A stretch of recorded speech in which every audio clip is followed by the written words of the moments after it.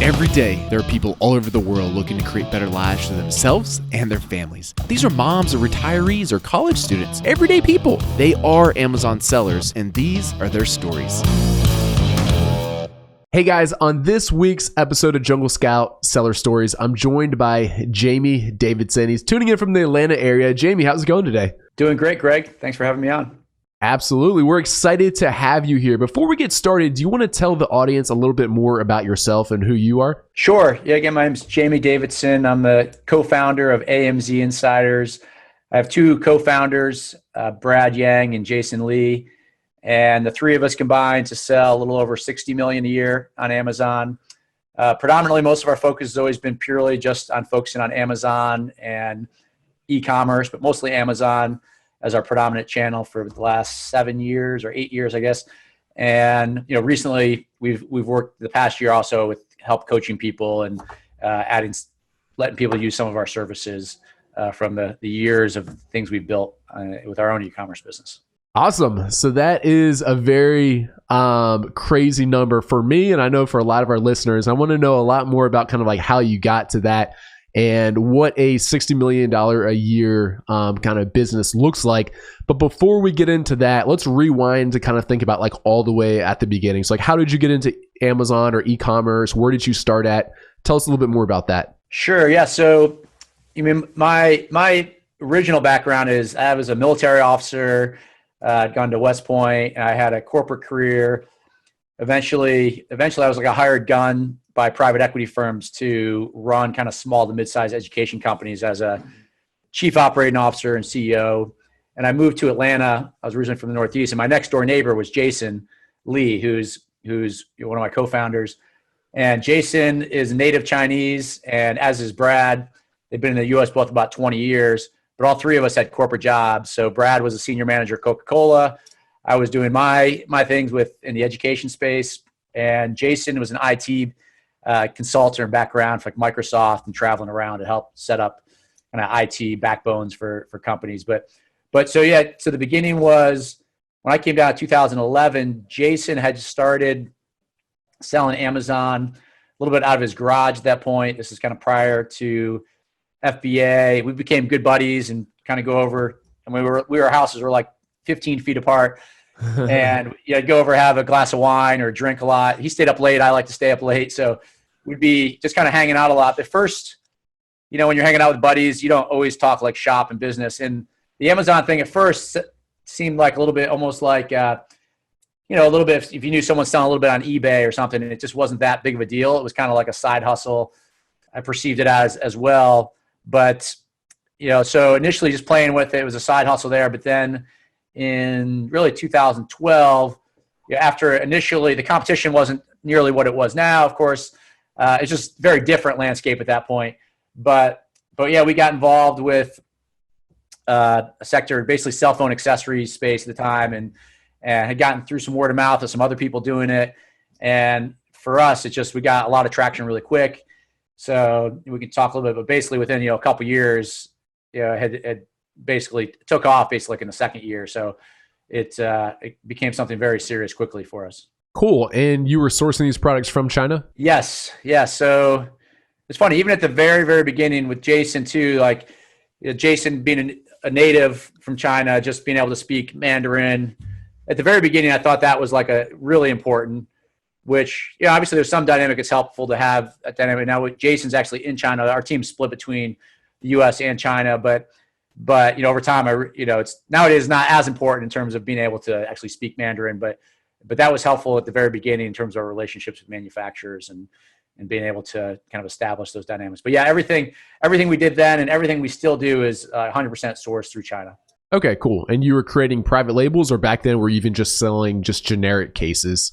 Yeah, good question. It was pretty much always private label in that space. I mean, the very, very beginning, like when Jason and I first met, this is where I kind of, I'd sold a little bit on eBay, but Jason was doing basically retail arbitrage, going out on a couple of years before that, basically going out on Black Friday and, or selling DVDs, all this type of stuff. So, there was a little bit of the kind of that side hustle initially to have some familiarity, but then, but as far as the actual business, we've always been focused on private label. So I guess it sounded like when you met him, you were still working this full-time job. At what point did you decide, like, okay, like I should quit my job or take this full-time? Or tell me a little bit more about the dynamic around that. Yeah. So for me, it was just a couple years in, because initially Jason right away, and his dynamic was a little bit different because he was a consultant. So he was billing hours. Kind of one of the funny things is he shares the story was that he actually never quit his job. He just stopped billing hours, and the company did. So the company, they didn't realize till about 11 months in, they were still paying him a salary. And I think they called him up and offered him a severance of $30,000 or something. Actually, we were so busy with the business, he forgot to actually get his check or something. He forgot to submit his paperwork. But his was a little different dynamic. But for me, a couple years in, I was able to kind of completely do it. I was kind of able to stagger into it just because we had it off the ground. So, what I found, and actually all three of us found, because we all kind of have a little bit of an analytical background to it. It's just looking at Amazon.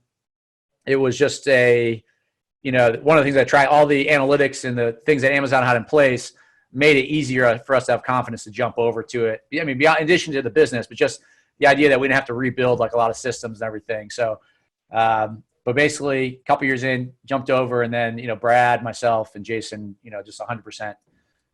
That's all we do is focus on, e-commerce since. Back during that time, obviously a much different landscape. How did you go about like choosing which products to sell? You just decided like, okay, I want to go all cell phone accessories. So you're ordering all those types of cases, or did you have an analytical approach to it? Or tell me a little bit more about that. Yeah, I'm kind of smiling because, it's funny because now that, we're doing some coaching and helping people out, and, we've been leveraging more tools, and Jungle Scout is one of the ones, probably the primary one we do use in ourselves. And we've kind of, some of the things as we're going through coaching, we kind of go back and reintroduce them to our team, or in some cases we haven't used them as much. So I'm a little bit smiling because, in some ways our business grew so big, but we did not have the tools. The tools didn't exist then for the most part. Even, FBA initially didn't exist. So, not nearly the kind of the rigor that we would employ now did we do that. Initially, it was a little bit by, word of mouth. We heard some other people selling in this category. I mean, now it's one of the most competitive categories there is in Amazon, and we've been able to kind of just, separate ourselves through, product development and some other things. But now, we're still researching new products now and new categories because we have to continue to grow. And so now we employ those tools, including, Jungle Scout and our team both here and over in China. But, initially there was not that rigor of it. I mean, one thing we've always done, whether it was then or now, is we've even now where we have a lot more capital, we've always tried to be smart. Like we always test things.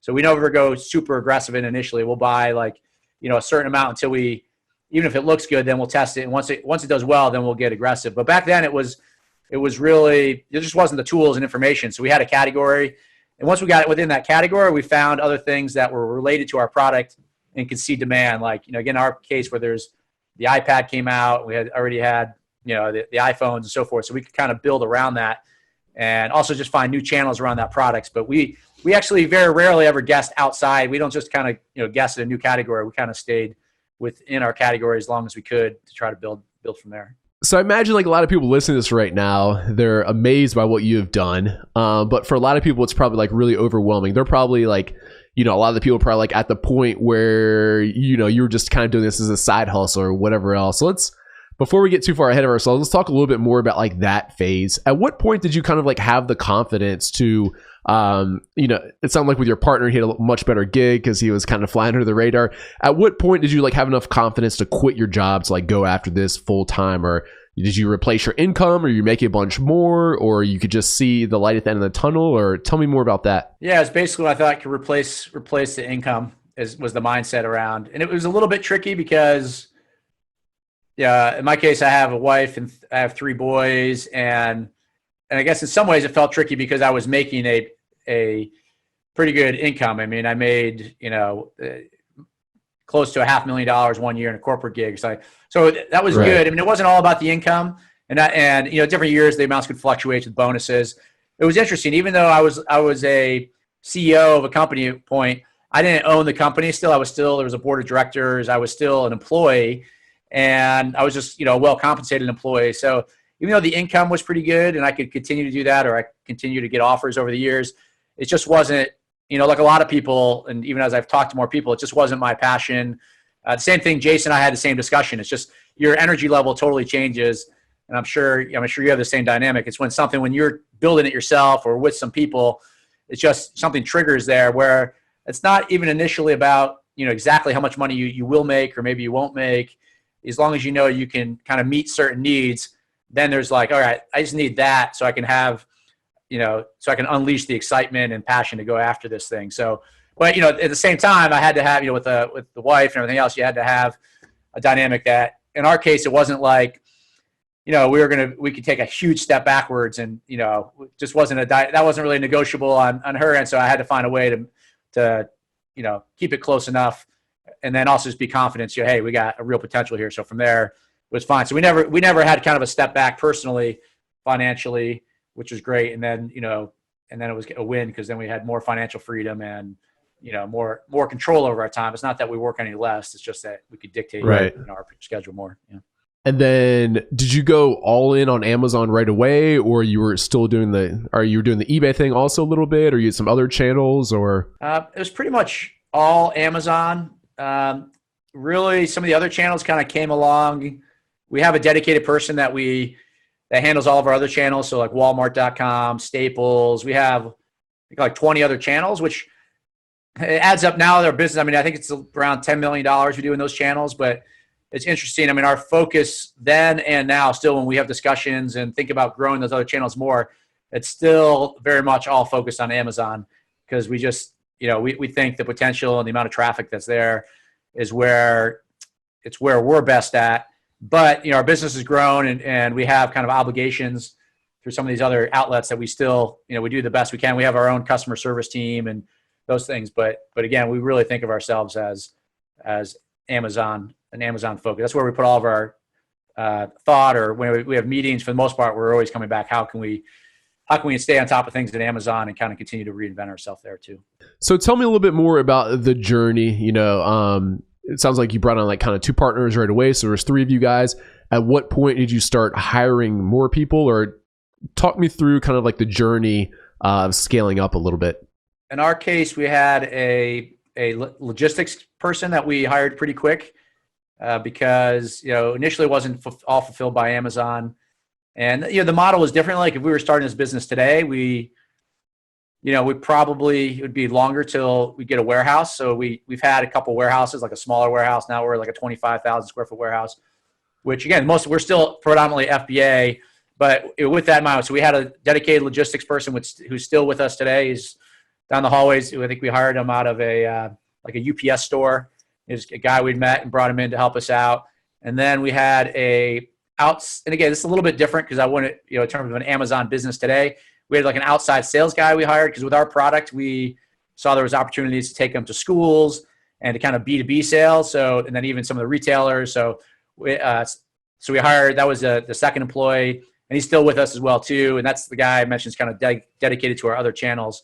So yeah, those were the 2 initial focuses initially. And then, as we got a warehouse and we have a warehouse team and over time, now it kind of looks like a little bit like a traditional company where we have an HR person, accounting, but that's evolved over several years. Yeah.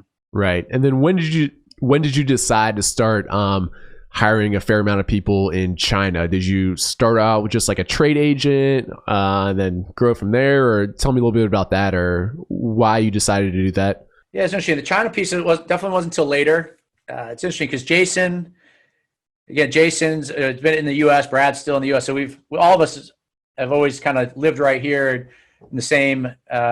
Jason and I we're neighbors, and Jason just moved back a year and a half ago back to Shenzhen, China, and he'd been traveling back and forth maybe 3 or 4 times a year, and we got to the business. We got to 60 million. We kind of plateaued for a little bit, and we've been like looking at some other businesses and each individually looking at some other things we've looked at, but we really kind of refocus ourselves to kind of grow Amazon to, we're looking to double again. And so the China side has really been recent. Like this past summer, we just hired like 50 new employees this past year. So we're like really scaling up our team there now.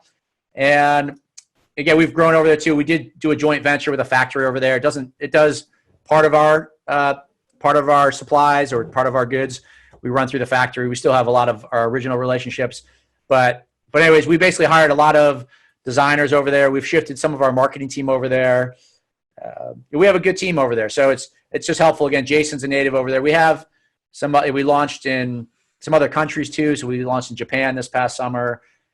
India, we're just kind of getting off the ground, but anyway, it's been helpful to have, a team over there, just because our product, we do rely a lot on like design. We have designers and things else. So it helps, of course, both from the personnel, but also the cost, is a little bit less expensive to build the team over there than here. And right now we have two teams, so we can shift resources back and forth depending what, like the marketing team, we have marketing there and here. Depending who the personnel is, we can shift certain responsibilities back and forth to whoever we think does the best job. Right. So when you say designers in China, are you talking about product designers or more like marketing type designers? Yeah, in our case, it's like product design. So Okay. we'll come up with new things for us because it's a very competitive space and we have to differentiate ourselves, and also because the product changes a lot, with new designs and new creations. So we're at a point, whereas if we were in the early stages, we wouldn't focus on this quite as much, but that's kind of the way we have to compete and differentiate ourselves at this point. Looking back and know what you know today, what would you have done differently in the earlier days? Yeah, that's a good question, man. On one hand, we're fortunate. We were fortunate because, the business, it would be hard to scale it as fast. I mean, we have the same mindset. We do think it's an awesome time still to be involved in e-commerce and Amazon, whether someone's starting today or not. So on one hand, we know it was fortunate because the timing was good in terms of being a little bit less competitive, less people knew how to get involved. So that allowed us a better head start. I mean, we've made a lot of mistakes along the way. So at times we have placed some big bets that didn't work out. So, now even though we have more capital now to make mistakes, from a business standpoint, we were more disciplined in terms of, like with product, we've made some mistakes where we've basically cost us $1 million. Like a couple of years ago, the little scooters, the little 2-wheel scooters. I mean, we went really heavy on those and had $1 million sitting in port when Amazon banned those from selling and stuff Ouch. like that. So, Right. but yeah, no. So there's a lot of just inefficiencies we would have had early on and bigger bets. I mean, we've had to navigate Amazon at times. We've been, at times. I mean, we do have a good relationship with Amazon, but it's a very competitive space. So at times, they've kind of, we've been put in the penalty box a time or two if we get too aggressive just with techniques. But so we have to be smart in terms of, our count we never shut down, but as you got bigger and bigger, Amazon would work with us. But, you just have to make sure you're following all the rules and, whether you're big or small. So, those are things that we had to learn a little bit early on. And we still have to be, make sure that we're on top of all the compliance things and challenges, but probably products, Right. the biggest one, like ordering something, going too aggressive on something before we had a good sense that it was going to be successful. So do you still stay up at night worrying about Amazon shutting you down, or do you feel like at this scale you have an account manager and that they seem to treat you a little bit better? Yeah, it's kind of interesting. I mean, we go visit Amazon a couple times a year, and it's a little bit of both. I mean, on one hand, we do have an account manager. They will give us heads up. We usually can work through things. I do tell people that, that don't have interaction with Amazon that, hey, it's Amazon's fulfilled, or there's a group of really smart people that, want to help. I mean, they're trying to beat Walmart and try to beat their competition. So it's not like they're looking to, hurt sellers. And so we don't fear about, being completely shut down. And we tell people, hey, if know what you're doing a little bit up front, we don't think it's a reason not to get into the space at all. But yeah, if we had in Canada, we got shut down in Canada recently because, if our service rates weren't up right or we weren't paying attention to it, we will get shut down. It just takes us some time to talk to them and work through it. And there's a process, but, so again, we don't live in fear that, we get wiped out, but we can get suspended or get an account shut down. And we have a couple accounts because we did a small merger in the early days, and we have some international separate accounts as well too. But yeah, so it's kind of both. I mean, we have to play by the rules and, make sure we do our part, and, but there's some level of risk, but it's not something I don't think whether you're newer or whether you're more experienced that you have to live in fear of that, but you just have to be aware, try to play by the rules. Tell me about some of the other kind of rough patches you've hit, or some of the downsides. Like in a lot of content like this, everyone just talks about how great it is, but the truth of the matter is, like, owning businesses and entrepreneurship is hard at times. Do you have any stories that come to mind when I talk about that?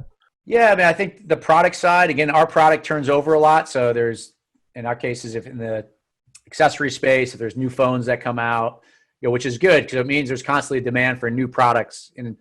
But it ties to what I talked about a little bit. Times we've been aggressive, or if our product didn't fit right, or there's something like an iPad came out in a case, there wasn't a magnetic, or some kind of design change that we didn't realize. So those are things as you're pretty involved in products, and over time, if you're not just going to kind of have a commodity, you got to find a way to differentiate yourself and add value. That side of things, you've got to be careful, just because product is expensive if you make a mistake or there's an issue with it. So that's probably cost us a good amount over the years. It would be in that category. I mentioned the one where, the biggest thing has probably been either product issues, or if we've been suspended for a period of time where it could cost us a lot of money just because of the volumes of sales we were doing.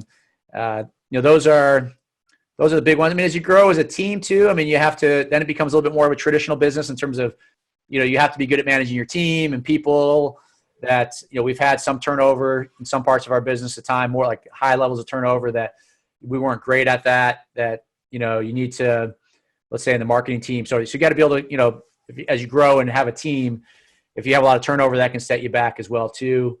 But yeah, I mean, the big ones have been a little bit, some temporary suspensions, and basically some product challenges where it just costs us a lot of money, that because either a mistake or, a bad decision on our part.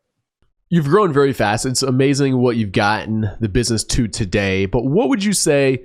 So I'm not taking anything away from that, but this is always a fun thought experiment about what is kind of like holding you back, or, why haven't you gotten to like 100 million this year? Is it because of cash? Is it because of hiring? Is it because of other things? Talk to me a little bit more about that, about still what hurdles you have in scaling.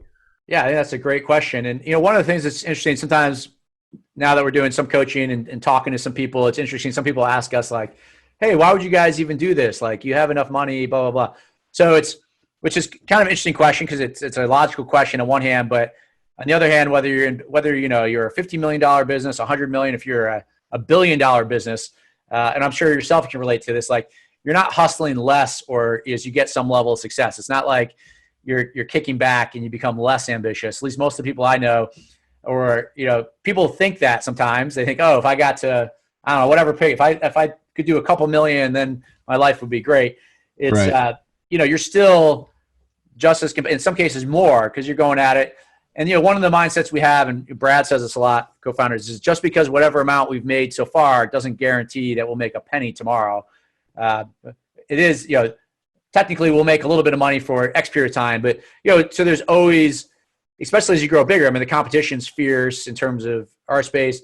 So, I mean, your question, one of the things is we've been a little bit narrow in terms of our product category, because we've been successful at it. As we said, we do, I think it's been a win for us. We kind of so heavily focus on Amazon. We could differentiate a little, or diversify a little bit more in terms of our own website and our own email list. And those are capabilities that we have. Things like social, things that are really, I say, impactful today and trending that have not been our strengths. We have been fortunate in terms of capital. We haven't taken on a penny of investment from anybody else. It's all been bootstrapped. So we're not limited. We don't have a board. We don't have outside partners. So that's created some flexibility for us.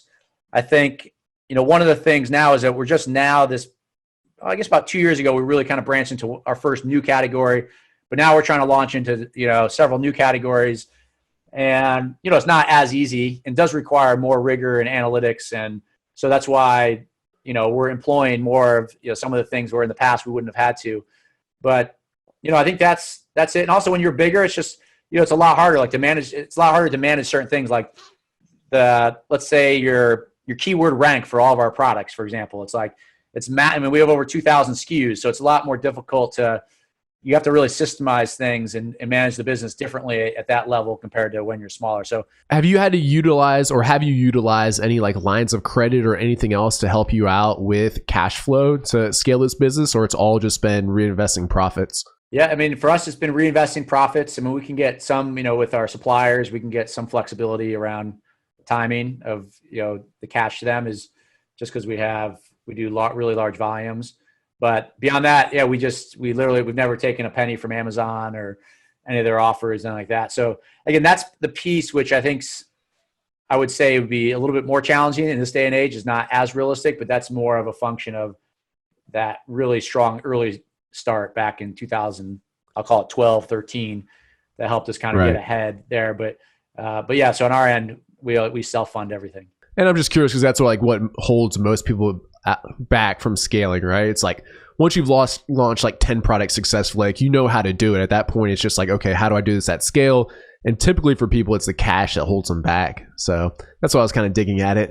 Yeah. And I mean, actually, we have people that come to us that want to partner with us. So I'll tell you, like, we do like a rifle scope business, which actually not all of us, it's more of a side. Like someone brings an idea to us, and that's a pretty capital intensive business.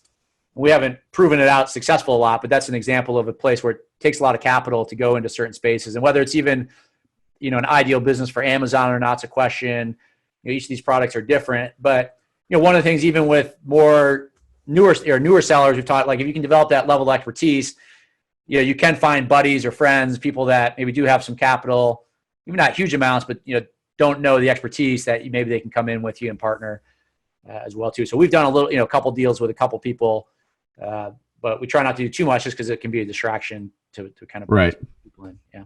With your strategy now, are you still trying to build kind of like cohesive brands, like a line of products that all kind of go together? Or are you more willing to sell whatever sells well on Amazon?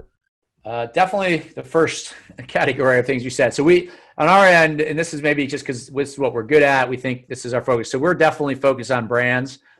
Again, the brand names are not that important. We don't think, like, our brand names are not that great. I sometimes tease Jason because some of our new names, I'm like, this sounds terrible. This is really what we're going to call it.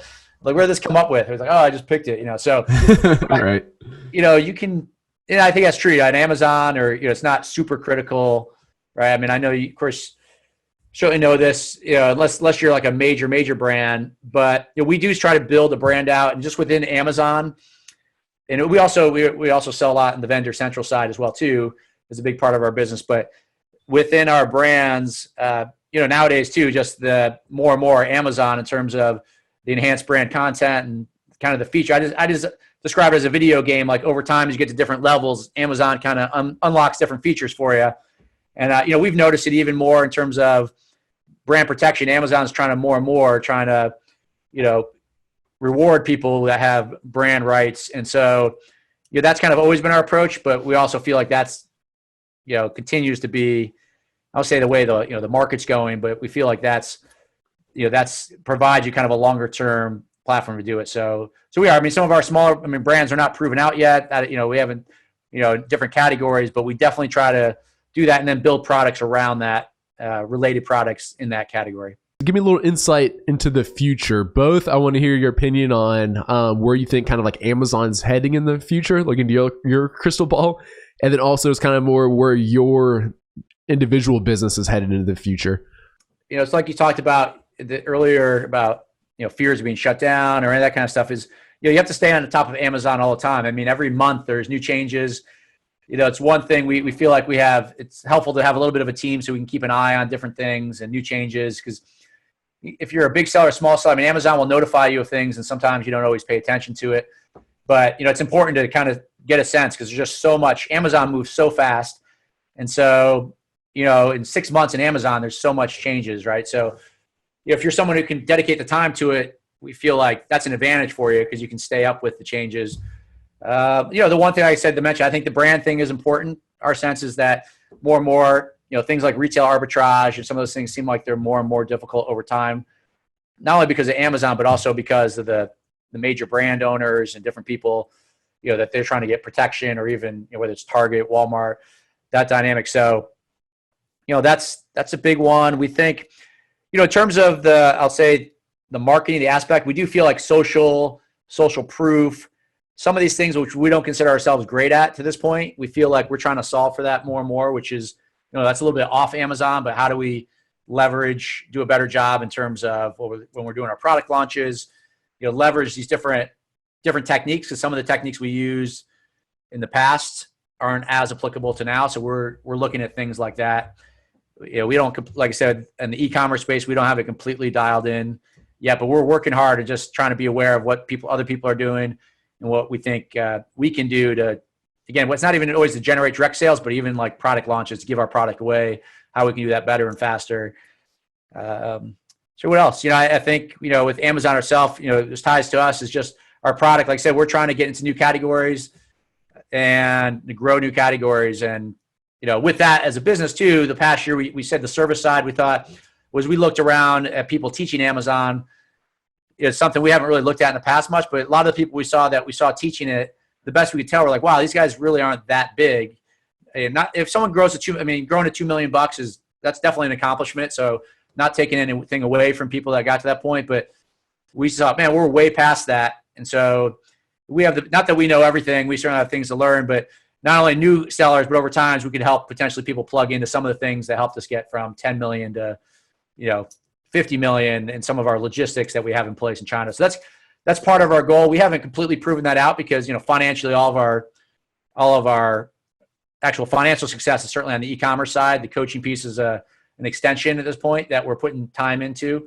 And we think it could be the service side, I think is a natural fit for us, but it's, something we're working on, but we envision that will be a nice part of it, but we're still just going really, really hard on the e-commerce side. And the other big piece of that is just internationally, we've grown, like in Japan, we've grown really quickly in Japan, like in the last 6 months. So some of these other international markets we feel are real opportunities where we can grow a lot as well. Awesome. What are your favorite, besides the US, what would you say like your top 3 favorite international markets? Yeah, the top 2 that definitely come to mind for us is Germany and Japan are our 2 biggest. We do have a small team in the UK as well too. So we have a partnership with a guy there who's got a small team.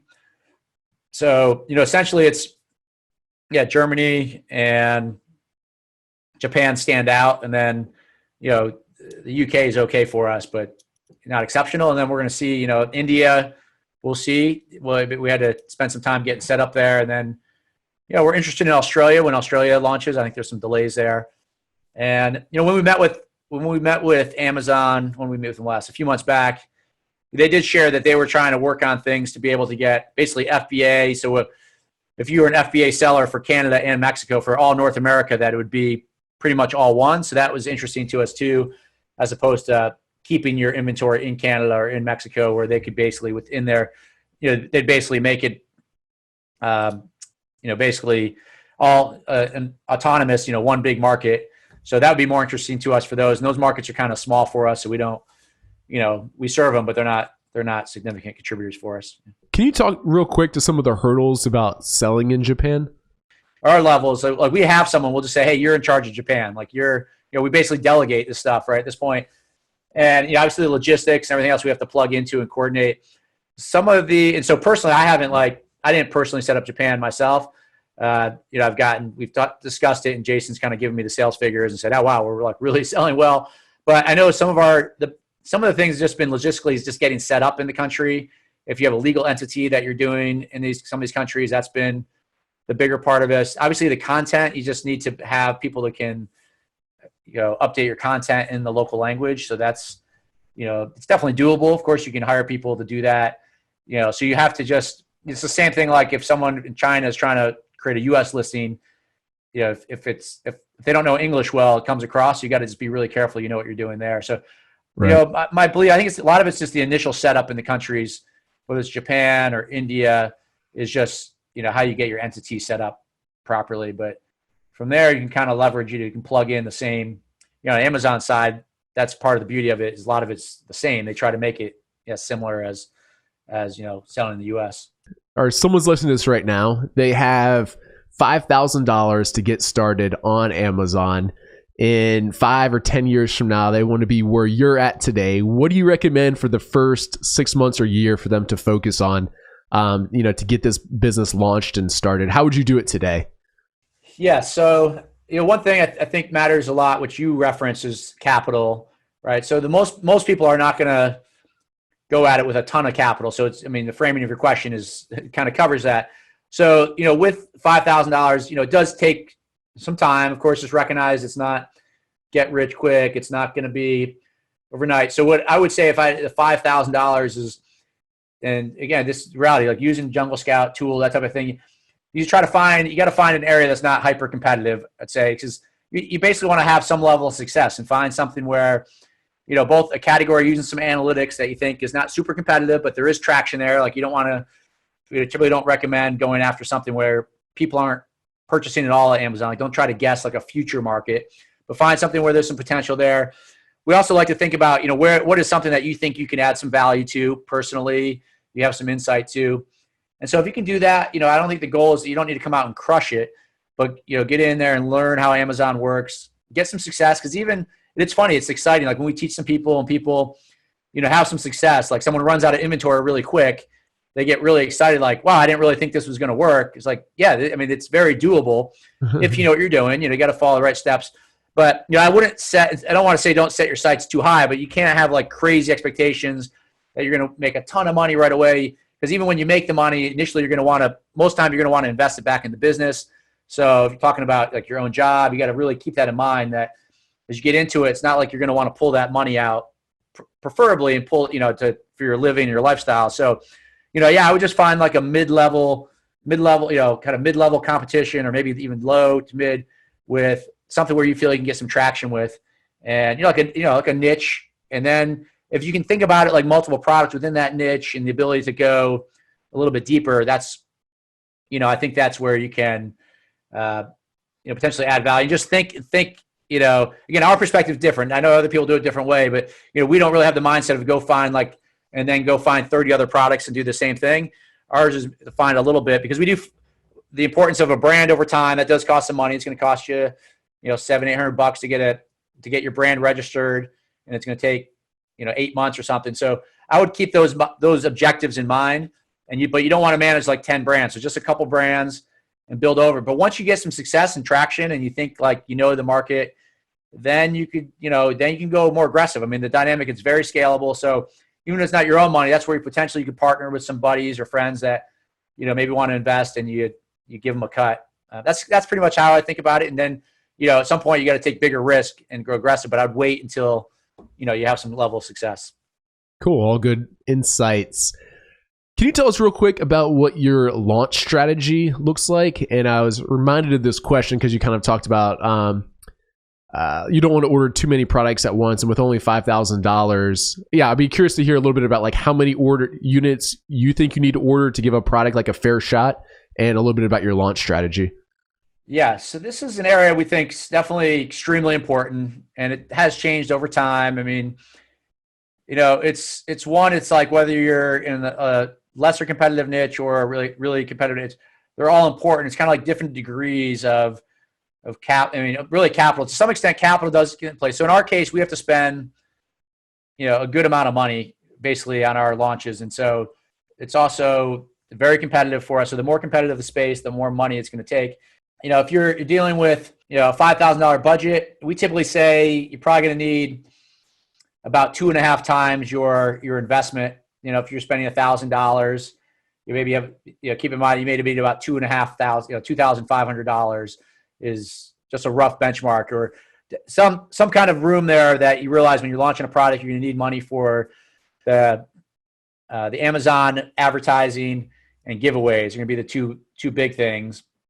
And so you need to have some room. Ideally, coming into this, you have some perspective that, hey, this is still a lot cheaper than if you were back in the day, we're going to buy a big franchise, or going to go into where you need 50,000 or 80,000. So, if you truly only have a little bit of money, you gotta just have realistic expectations, because it's just going to take a little bit longer. But, if you can have 10,000 or 20,000, then of course you can do more. But that being said, I think, those first 20 days, we're definitely, depending on how much capital you have, you may give away at least 10 products a day, but realistically, we do give away a lot more than that. But, thinking in terms of budget constraints, I would say that you're looking at least 10 a day for a while. But, if you have more capital, even more aggressively than that. And for your giveaways, you have an email list, or you use coupon sites or Facebook ads, or what have you found to be the most effective? Yeah, so we do have an email list. That's one where recently we played around with too. Like we spent a ton of money on Facebook. I told you we have to be careful. These tools you can waste a lot of money too. So we spent a bunch of money, and we don't always get it exactly right. So we're still dialing in. So you can get, of course, a ton of emails quickly, but you want to make sure that they're going to work and work for what you're looking to do. We've used other tools too. Like we've used some software, basically used some sites to give away products. So we've used that, but that's what we're kind of actively working on now too, is to find a way to kind of create in-house something that we can really dial in doing on our giveaways. So it's certainly an important element to the product. It's just changed over time. That wasn't necessarily the same approach we took back in the day, but it's one that we're more focused on now. Jamie, this has been a really helpful and very inspiring and educational interview. Do you have any kind of last thoughts that you'd like to leave the listeners with? Yeah, thanks, Greg. It's been great. Like I said, next time I want to hear all your answers to these questions. I'm sure we can learn some stuff plenty from you. Yeah, I think, overall, even though, like I said, we've been at it for a while, is that, we continue to think, e-commerce and Amazon's got a long ways to go. We know it's going to continue to evolve a long way. It's a matter of, who's going to be successful with it and who's not. And so, from that perspective, whether you're just starting off, whether you're further into it, I think it's super exciting time to be in it. I'm sure you have plenty of buddies or friends that are outside of the space that are interested in the space. So I think there's just a long ways to go. We still are in the early stages, and so from that perspective, we have a similar mindset. We feel like we've got a long ways to go. So yeah, we're excited about it. And, people like yourself that are innovating in the space and the tools, I think it's really interesting and stuff we keep an eye on. And, we're constantly trying to learn and leverage, tools so that we can meet all of our goals too. So that, that's pretty it. We're excited, just like I think everyone else is. Awesome. Well, thank you again for coming on. It's been amazing. Take care. Thank you, Greg.